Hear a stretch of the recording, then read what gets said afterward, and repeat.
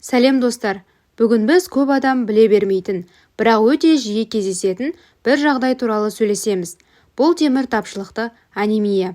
Егер өзіңді жиі шаршаңқы сезінсең, үнемі әлсіз болсаң, тіпті қарапайым жұмыстың өзін істеуге зауқың болмаса, онда бұл жай ғана демалыс жетіспеуі емес. Мүмкін сенің қанында темір жетіспей жатқан шығар. Осы видеода мен саған анемия деген не, ол неге пайда болады, қандай белгілері бар, қалай емделеді, бәрін қарапайым тілмен түсіндіріп берем. Анемия дегеніміз қандағы гемоглобин деңгейінің төмендеуі, ал гемоглобин дегеніміз біздің қанымыздағы оттегіні денемізге тасымалдайтын зат. Ол болмаса миымыз, жүрегіміз, бұлшықеттерімізге оттегі жетпей дұрыс жұмыс істей алмайды.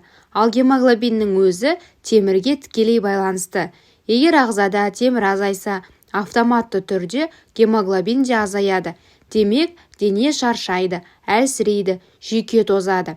Темір жетіспесе, ағза бірден белгі береді. Мысалы, адам өз-өзінен шаршап жүре береді. Ұйқысы қанып тұрса да, күндіз қайта-қайта жатқысы келеді. Шаршау сезімі созылып кетеді. Сосын шаш көп түседі, тырнақтар жұқарады, жиі сынғыш болады. Тері бозарып кетеді, бетте бұрынғыдай қызғылт рең болмайды. Кейде тіпті дем жетпей, бас айналып, жүрек қағысы жиілейді. Бұдан бөлек, кей адамдарда таңқаларлық тәбет пайда болады. Мысалы, бор жеуге, топырақтың иісін иіскеуге деген құмарлық. Мұның бәрі ағзада темір жетіспейтінін білдіретін дабыл белгілері. Ал енді неге темір азаяды деген сұраққа келейік. Себептері көп. Біріншіден, дұрыс тамақтанбау.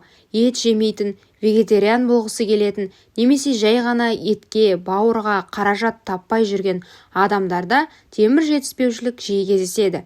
Екіншіден, қыз-келіншектерде ұзақ және көп келетін етеккірде темірді көп мөлшерде жоғалтады.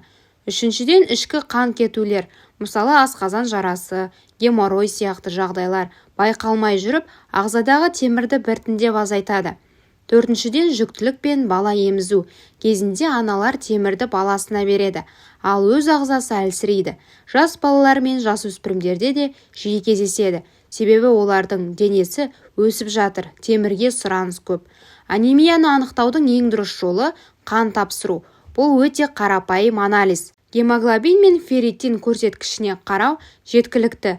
Ферритин ағзадағы темірдің қоры. Егер бұл екеуі төмен болса, дәрігер анемия бар екенін айтады. Ал енді ең маңызды бөлігіне келейік. Емі қандай? Темір тапшылықта анемия емделеді. Бірақ тек дәрімен ғана емес, тамақпен де қатар жүруі керек. Егер дәрігер темір препаратын жазса, оны толық курспен ішу керек. Көп адам 1-2 апта ішіп, кейін тастап кетеді. Бірақ толық жазылып шығу үшін 3 ай, кейде 6 айға дейін ішу қажет.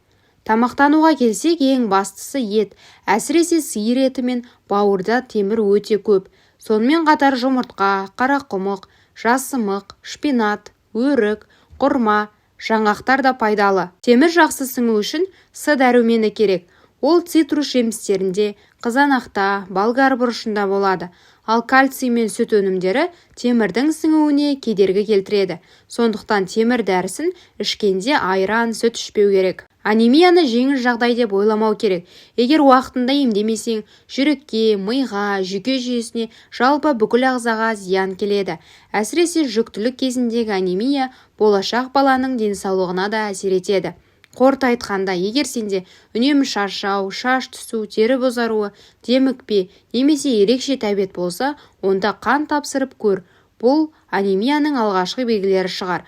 Уақытында анықтаса оңай емделеді. Ең бастысы өзіңе көңіл бөл, ағзаның не айтып тұрғанын тыңдай біл.